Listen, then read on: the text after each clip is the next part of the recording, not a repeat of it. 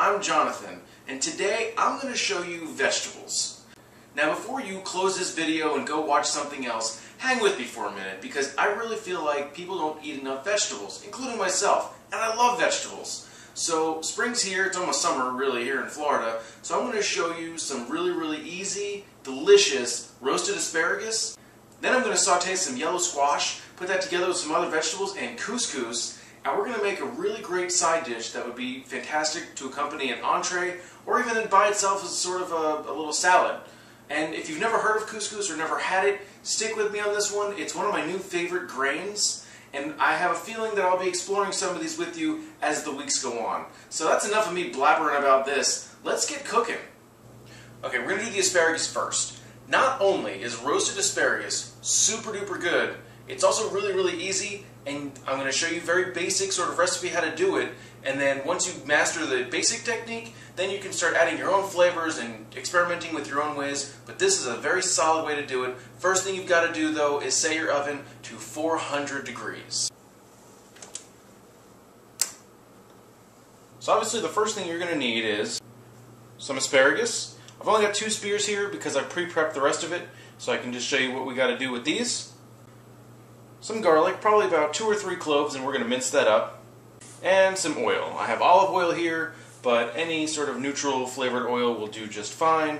And that's it. Just 3 ingredients for the asparagus. My oven is heating up, so let's go ahead and get started on that asparagus. Okay, so I've got here my first spear of asparagus, and the one thing I really don't like about the way that television chefs tell us to use asparagus is you take each end, and you just kind of bend, and at some point it'll break. So then you use this part and you throw this away. But really, when you look at it, they're about the same size. Why would I want to throw this away? So there's a solution. First of all, the tip of the spear. This is perfect, beautiful, great. I'm going to put this aside in my bowl. We're going to deal with the stem here. Now, if I only had a knife. Excellent. Alright, so the bottom part where that was growing in the ground, I'm just going to take a small sliver off of that. Now this is garbage. This is rough and tough and we don't want to use that. Now, the little piece that we have left, I'm actually going to get rid of the knife because it's too much. I've got a little vegetable peeler here, and I'm just going to peel off maybe a few layers from the asparagus. So what you're doing here is you're taking off that rough outer edge, that outer layer, and you're going to make this edible, which is always good, but also I'm not rich, and asparagus, well, you know, it's not exactly cheap, so why would I want to waste so much of it? And already by peeling this, I can already smell the asparagus, and it smells great. So this is probably pretty good. Just a quick little layer around, and my asparagus is now ready to go in the bowl with my tip. Saving money. So I'm just going to continue doing that. I've got probably about 1 pound of asparagus, so I'm going to get to work. Okay, I've got all my asparagus done. It's sitting off in a bowl waiting for deployment. I've got my 3 cloves of garlic here. I've taken most of the paper off, but they're still going to have this outer layer. This is the easiest way that I know of to get rid of it. Put those off to the side so they don't have to see, turn them away. Now this guy, I'm going to put him on the board kind of rounded side up. It's a little bit more sturdy. I'm going to take the thickest part of my blade right here, place it on top of the garlic clove, and then smash! So now I've got a mostly flattened piece of garlic, but the skin has easily peeled away from the body, so to speak. So I'm just going to finish the job, as easy or difficult as it might be. There we go, little stragglers here and there. Here we go. Alright, so now this guy is smashed. One little extra step I like to take is sometimes there's like this little bit of root still there, and I like to chop that out because that doesn't taste really good. Now I'm going to complete the process with my other 2 cloves of garlic. With all my garlic disassembled, I'm going to treat it like I did the thyme from my chicken pot pie episode, where first I'm going to kind of gather it here, and then just a really rough chop just to kind of get the process started. And then as the pieces get smaller, the crazier I go.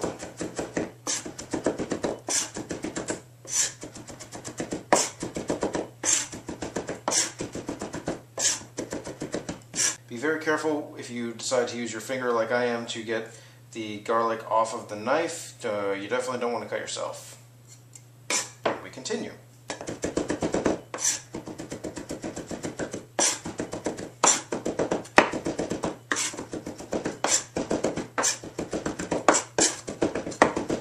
Once your garlic reaches an optimal level of minciness, I'm going to scoop up and go ahead and toss in with the asparagus.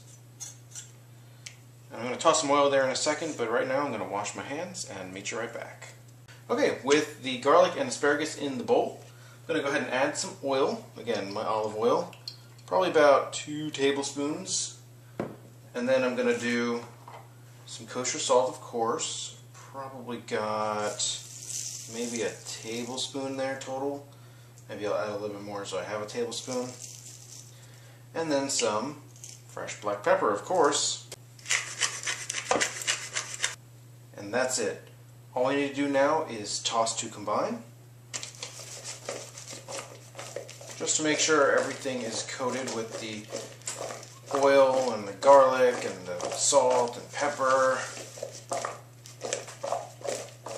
Okay, I'm pleased with the status of my asparagus, so I went ahead and loaded up a small sheet tray I have here with some aluminum foil.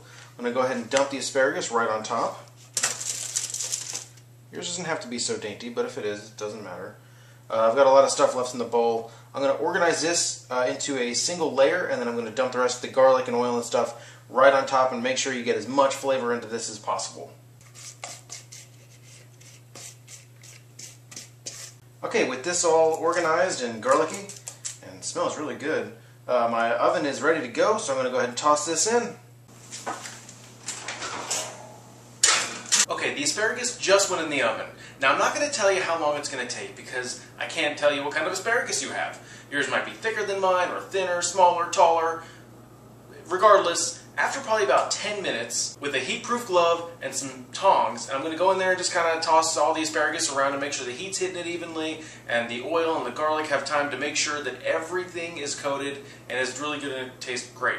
With that being said, that gives us some time to work on the squash, which I'm really excited about. I really can't wait to show you guys this, so I'm going to bring you close and let's do it. Back at the chopping block, the squash are now the next victim, and I got these really nice looking yellow squash here. Now here in Florida, it's pretty much always hot, and these guys are almost always in season. But right now, for the rest of America especially, the season's coming up for these guys, so you'll probably see them on sale anyway. Now I've got 2 here, but I probably had about 4 or 5 that I've already prepped for this, so I could save some time with you guys. The first thing I'm going to do is I'm going to chop off this little neck here. Don't worry, it's a vegetable; it doesn't have feelings. All right, so neck off. And then I'm going to take off the little top there, and then that goes in the garbage. That we'll deal with in a second. This guy right here, I'm going to chop off the bottom, because there's this little nub down there that I don't particularly want to eat. Now, with the body of the squash here, I'm going to take my knife and just very carefully go right down the center, right in half, and then each half I'm going to half. So with this guy right down here, and then with this guy right like that. Now, obviously, these pieces are much too large to eat, so I'm just going to bring my knife and just make little slices like this. They don't have to be perfect. I always say that they don't have to be perfect. Just try to make them even. As you get towards the back of the squash and you get to the larger pieces, you might want to try to go a little bit thinner, just because they're going to naturally take a little bit longer to cook. So I'm just going to mow through this guy and repeat the process with the second squash. Before I move on to the next squash, I do want to deal with the neck. Now, I'm just going to cut this one in half. And then this thing is so small, I can just go ahead and cut this into little sort of half moons and toss that right in with the rest of my squash. Okay, with the squash all broken down, and I will take a note here to say that it is much more than I'm going to be using in today's show. I'm going to get to work on some thyme, because this will be a very nice addition. Of course, we've got to peel it off from the stems. Okay, and then just like the garlic, we go to town. I'm going to take this opportunity to check in on my asparagus. Ooh, hot. It's looking good. It's softening up a little bit. You can definitely smell the garlic and the asparagus coming through. Just give it a little toss. That looks good. Get it back into a single layer-ish. If it's not perfect, again, don't worry about it. But that looks good. Close it up. And let's get to work on that squash. It may seem a little weird, but we have to cook the squash separately, because if we cook it with the couscous, it's going to get too soft and it's not going to retain the nice little bit of a crunchiness that it has. So I've got my oil. I'm going to add just a little bit to the pan, probably about a tablespoon. I'm going to add that to high heat. And then we're going to sit back, wait for that to get hot. I'm going to go ahead and toss in the squash. So now we wait. Okay, my oil is nice and hot. It's shimmering, kind of like a nice river, calming sun, whatever I'm trying to say. So I'm going to go ahead and toss in some of the squash. I've also got a paper plate off to the side to catch the squash when it's done, because we don't want to cook it all the way through. We're going to cook it a little bit and then take it out. I'm going to hit it with some salt and pepper. And then give it a little stir. I've backed down the heat just a little bit of a touch, because I don't want anything to burn. Just a light little golden brown. Okay, it hasn't been long at all. Maybe 2-3 minutes. And I would say the squash is about done. Lightly golden. Some pieces, the smaller pieces, are a little bit browner than the larger pieces, but that's okay. I'm going to go ahead and kill the heat. I'm going to move this off to the plate I have off here to the side. And actually, right now is a good time. We're going to check on the asparagus. Very hot. Ooh, that's hot. Woo! All right. Definitely some sizzling. And very hot. Garlic's a little brown on here. This is almost done. It's very hot. They're a little soft. Probably going to give it another, I don't know, maybe 5 minutes to continue to soften. We're going to get a little brown. And we're going to get to work on the couscous. Okay, couscous. If you've never had it, I highly recommend you try it. Of course, I'm a big advocate for people trying new things all the time anyway, but couscous is really great. It's really good with like a stew or a soup or something, and you can put it underneath. It'll soak up all the juices and make it really delicious. We're going to make sort of a simple pilaf style couscous side dish right now, and it's going to be really, really good and simple enough to introduce you to the idea of couscous if you've never had it, and still tastes good, to hopefully you'll enjoy it and want to try it even more. Now, I've got this large tub of it here, and it actually tells me right on the back how to cook it. So I'm going to do 2 servings. So it comes with a scoop. It says 4 scoops, and I need a cup of water.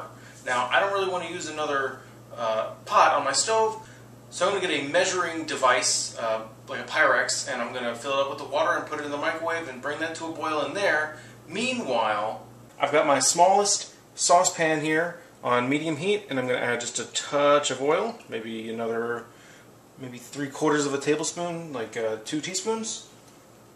And I'll let that come to heat. And I've got some onions that I pre-diced, left over from earlier in the week, so I'm going to add that once the oil comes up to temperature. I've also taken the asparagus out of the oven. It's lightly browned, the garlic is browned, and they are very hot. So I'm going to let them sit, I'm going to put them off to the side, and we'll come back and get that in a little bit. Meanwhile, it's about time for my onions to go in my oil. Now I'm going to add a few handfuls of onion, and it's not cut too well. To be honest, it's just leftovers from, like I said, earlier in the week. And just a small handful. You want to remember also that you've got the squash waiting by, and I'll go a little bit more. This would also be really good with some carrots, celery, of course, parsnips, but I'm going to stick with the onions right now because it's what I have on hand, and I don't want too much sizzling, so I'm going to turn it down and kind of swirl. And I'm going to come back and get this in a little bit, but I'm also going to add a little bit of salt and pepper.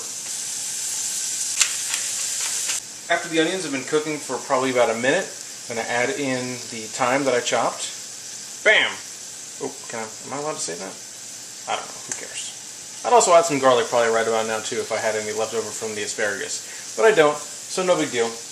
But I'm going to stir this in, just to make it even. Make sure that thyme gets some of the oil, gets some of the heat. It's really going to start to open up. There we go, looks good. And probably just another couple of minutes. I'm actually going to turn the heat up a little bit, just to get things going. Once it starts to smell like Thanksgiving, you'll know you're ready. So, just going to give another quick little stir here. Oh yeah, it's definitely ready. The onions have softened up a little bit. You can smell the thyme. Okay, so, time to add the couscous right in here. And the box says I need 4 scoops, so there's 2, 3, 4. Now, it's going to plump up once we add the water and it starts to soak it in. But we just want to give this a quick stir, maybe, there we go, and to get it coated with some of the fat and just really incorporate everything that's in there. Disperse the thyme, get the onions in there. And the couscous came with the scoop itself. It's not like something I had offhand and have been withholding from you guys. No, it came with that. So once this is in and it's been in here for 30 seconds to a minute, we're going to add in the boiling water. Alright, I got my boiling water. It's going to go right in. A little hissing, no big deal. Give it a little stir. Alright, now per the instructions on the box, going to get my spatula out of there. That's not on the box. But clamp on a lid, set this off of the heat, and wait 7 minutes. And guess when I'm going to see you. Okay, so it's been 7 minutes. There's no visible water in the couscous, so I'm just going to take a spoon here and just kind of fluff it. Really, you're supposed to use a fork, but this is fine. And then also what I'm going to do right now is take the opportunity to add our squash. You didn't forget about our squash, did you? That's the whole reason why we're here. There we go. And then I'm just going to toss that in. And looking at it, I probably could have made a little bit more squash, but oh well. Okay, and well, there we have it. A nice little roasted asparagus side and a little couscous pilaf style. Both would make really, really great side dishes for some roasted pork or some grilled steaks, maybe with a little sauce or some sort of stew if you had. I really hope you give these a try. Maybe not tonight, but at some point in the near future. Asparagus is in season right now, and the squash will probably be in season for a little bit longer, so you'll be good on that. If nothing else, try the couscous. Branch out from your norm if it's not in your normal diet.